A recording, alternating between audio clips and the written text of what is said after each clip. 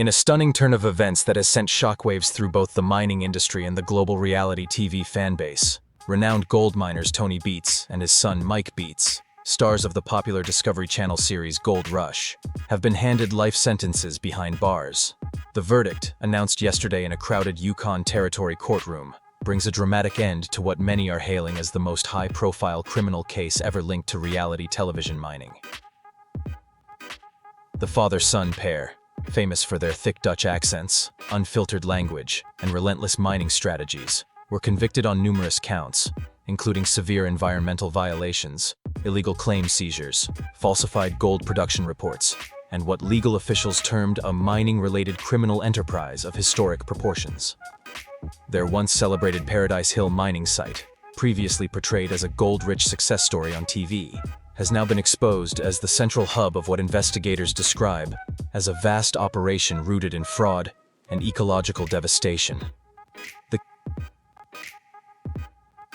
case that ultimately led to the Beets' downfall began 3 years ago, when fellow miner Parker Schnabel, who had once been under Tony's guidance, alerted authorities to suspicious activities he had noticed while working nearby. What initially appeared to be minor regulatory breaches soon spiraled into a full-scale investigation, revealing a pattern of deliberate environmental violations that surpassed anything previously recorded in the Klondike region. Lead prosecutor Catherine White stated, "The extent of the wrongdoing we uncovered went far beyond simple negligence or cutting corners for profit. This was a calculated long-term scheme to bypass nearly every environmental safeguard in place, causing harm that specialists believe will require generations to fully repair." The courtroom was hushed as Judge Robert Timain delivered the historic sentencing, his tone firm and solemn.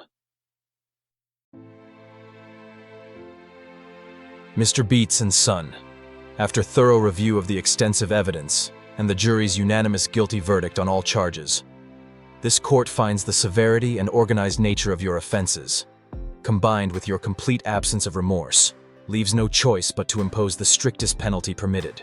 You are hereby sentenced to life imprisonment with no eligibility for parole. Tony Beets, the 75-year-old family patriarch recognizable for his rugged Viking-like appearance and fiery outbursts, remained expressionless as the sentence was pronounced. His usual unshakable composure only wavered when his 35-year-old son, Mike, who had gradually assumed control of the family's mining operations in recent years, received the same fate. Mike, visibly distraught, seemed to grasp the gravity of his irreversible future. The 11-week trial saw several well-known figures from Gold Rush take the stand, transforming the proceedings into an almost surreal spectacle where TV personalities became crucial witnesses in a landmark criminal case.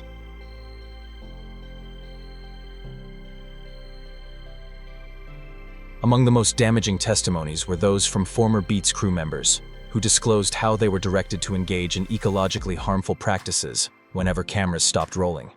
A notable supporting figure from the series, who previously collaborated with both the Beets family and Parker Schnabel, delivered pivotal testimony regarding discussions he had overheard between Tony and Mike. Prosecutors referred to these exchanges as evidence of a dual mining strategy, one involving lawful activities for television production, and another, far more damaging set of unregulated operations carried out when cameras weren't rolling.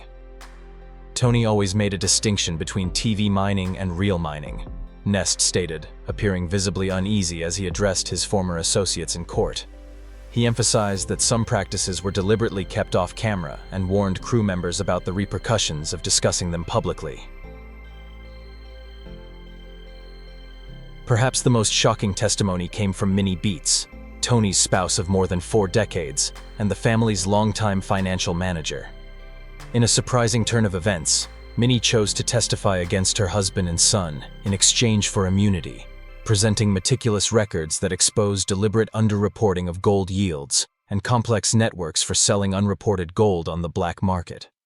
Her decision to assist prosecutors has reportedly caused a rift within the Beets family, with daughters Monica and Bianca publicly standing by their mother, while expressing disbelief at the allegations against their father and brother. Both women attended the verdict but avoided media interactions, exiting the courthouse through a private route.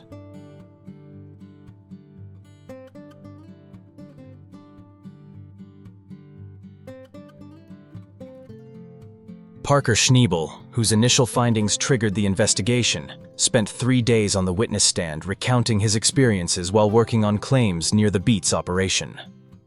The 30-year-old mining prodigy, who began his career on the show as a teenager under his grandfather's guidance, described multiple occasions where he noticed questionable activities occurring after hours on Beets-controlled property. "I looked up to Tony. He taught me a lot when I was new to this," Schneebel testified, locking eyes with his former mentor. "But eventually, I witnessed things that didn't align with legal mining. When contaminated water, blackened with pollutants, spilled onto my claim in the middle of the night, and tests revealed mercury and other chemicals not used in approved operations, I knew I had to come forward." The trial's atmosphere grew even more tense with the involvement of numerous Discovery Channel producers and crew members, who were subpoenaed to testify about what they had observed during filming.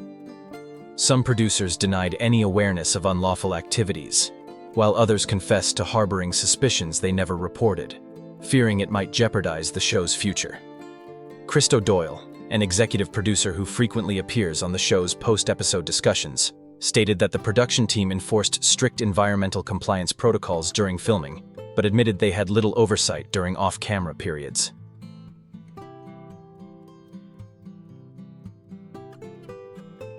Gold Rush only documents about 15% of the actual mining season, Doyle clarified under questioning. "Beyond that, we have no means of supervision.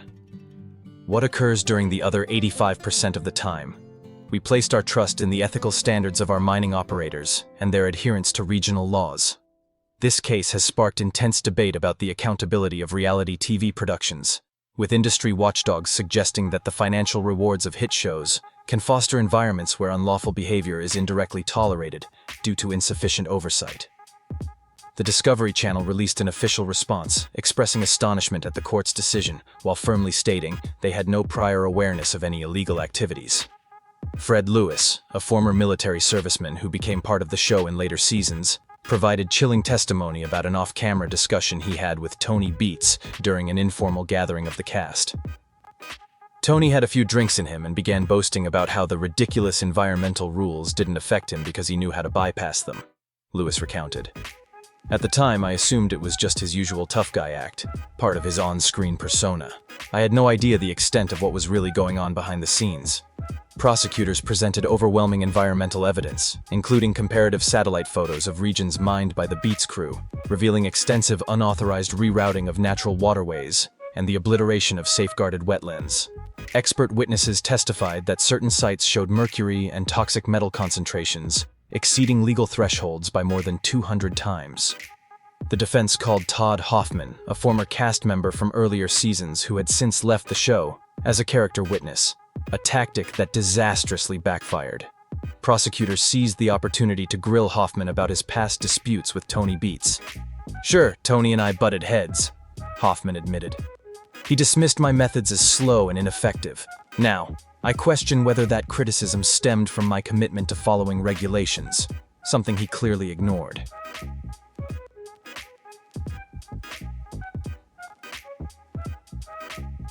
The trial took an even more dramatic twist when investigators uncovered allegations that the Beets operation had systematically trespassed on claims owned by fellow miners featured on the show, secretly extracting gold from land they had no legal rights to. Dave Turin, now the star of his own spin-off series Gold Rush, Dave Turin's Lost Mine, testified about encountering suspicious mining activity near his claim years earlier. "Back then, I couldn't prove anything, but the numbers didn't make sense," Turin stated. "Sections that should have been rich with gold based on our surveys were completely barren, like someone had already stripped them. Now, the truth is finally clear." The defense, headed by renowned lawyer Jonathan Blackwood, sought to frame the case as targeted persecution, fueled by resentment toward the Beets family's achievements and Tony's larger-than-life TV persona. However, this argument failed to gain momentum as the prosecution systematically unveiled environmental test data, financial documents, and statements from ex-employees who had direct involvement in unlawful activities. "My client is an entertainer who leans into his on-screen character," Blackwood asserted in his final remarks. "The prosecution has blurred the line between Tony Beets the reality TV star and Tony Beets the entrepreneur."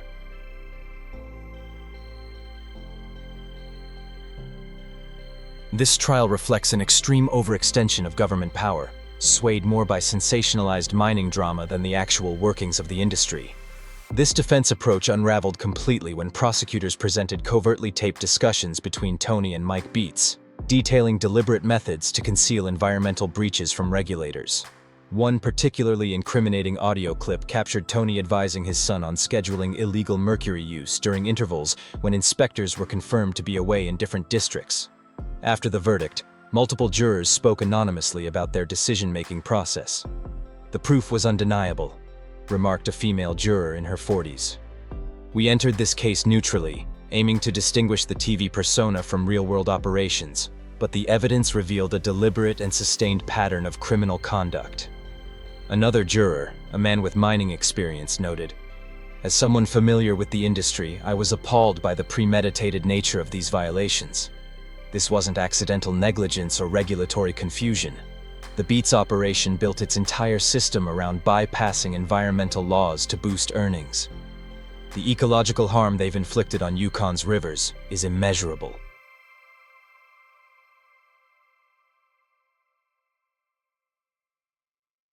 The ruling has reverberated across Yukon's mining sector, where Gold Rush's popularity has substantially boosted tourism revenue over the years. Local entrepreneurs shared conflicted reactions, recognizing the severity of the offenses while worrying about the fallout for the area's image. "Tony Beets revived global interest in the Klondike," said Marion Clark, a longtime Dawson City resident. "The show drew visitors and attention to our community, but we can't overlook the environmental destruction. Mining is our heritage, but it must be done responsibly. Protecting the land isn't optional." As Tony and Mike Beets start their prison sentences, uncertainty looms over the fate of the family's vast mining holdings and machinery. Prosecutors have revealed that an upcoming civil case will decide how assets are handled, with a substantial portion expected to be sold to finance cleanup initiatives in contaminated zones. For the Discovery Channel, this guilty verdict marks an unparalleled disaster for one of its most successful programs. While the network has stated its intention to continue airing Gold Rush with its remaining mining crews, television analysts are skeptical about whether the series can retain its audience appeal without the dominating personalities of the Beets family. Chris Dumit, the fan-favorite carpenter-turned-gold room operator who has worked with multiple mining teams throughout the show's run, voiced what many cast members were feeling when speaking to reporters outside the courthouse. "This is tragic for everyone connected to this situation. There are no victors here. The environment has suffered irreversible harm. Careers have been ruined, and this casts doubt over an entire industry where the majority of workers operate with integrity and follow regulations." As uniformed guards escorted Tony and Mike Beets from the courtroom in restraints, the family patriarch, who had maintained his silence throughout the proceedings, finally spoke. Turning to face the crowded gallery filled with journalists, former associates, and curious onlookers, he delivered a line that echoed his television persona, but without any trace of his characteristic swagger.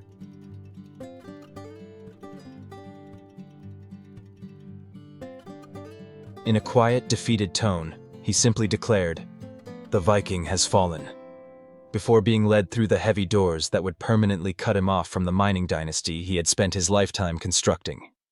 For longtime viewers of Gold Rush, this conviction demands a complete reassessment of past episodes, with the Beets family's celebrated mining successes now appearing in a disturbing new context.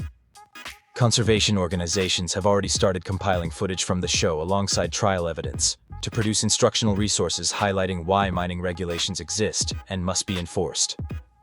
This landmark case also prompts uncomfortable inquiries about reality television producers' obligations to confirm that the operations they document and monetize adhere to legal and ethical standards. Numerous network officials across the industry have advocated for comprehensive discussions about implementing stricter verification processes for shows depicting resource extraction industries. Kevin Beets and Monica Beets, Tony's other children who regularly appeared on the program working in various capacities within the family business, faced no charges after investigators determined they weren't involved in decisions regarding unlawful activities. The siblings issued a combined statement expressing their disbelief at the severity of the violations, while asking for space to consider their future personal and career paths.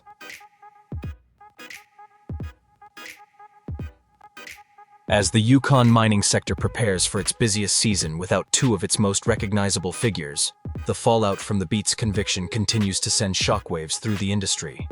Regional officials have unveiled plans for enhanced monitoring procedures and more rigorous inspections across all mining operations in the territory. The Discovery Channel has taken proactive measures by deploying additional compliance officers who will remain stationed at production sites continuously, regardless of whether filming is actively occurring. However, the historic life sentences handed down to Tony and Mike Beets serve as a sobering reminder about the severe repercussions of environmental violations, demonstrating that fame and notoriety provide no protection from legal consequences. For a man who regularly declared himself the undisputed king of the Klondike during his television appearances, Tony Beets must now confront the harsh truth that his remaining days will be spent not as mining nobility, but rather as federal inmate number 886755309. The vast empire he built through questionable means has now crumbled completely, swept away by the very system of justice he arrogantly believed he could outmaneuver. The once powerful mining magnate finds his legacy reduced to a cautionary tale about accountability, proving that no amount of television fame can shield someone from facing the music when laws are broken.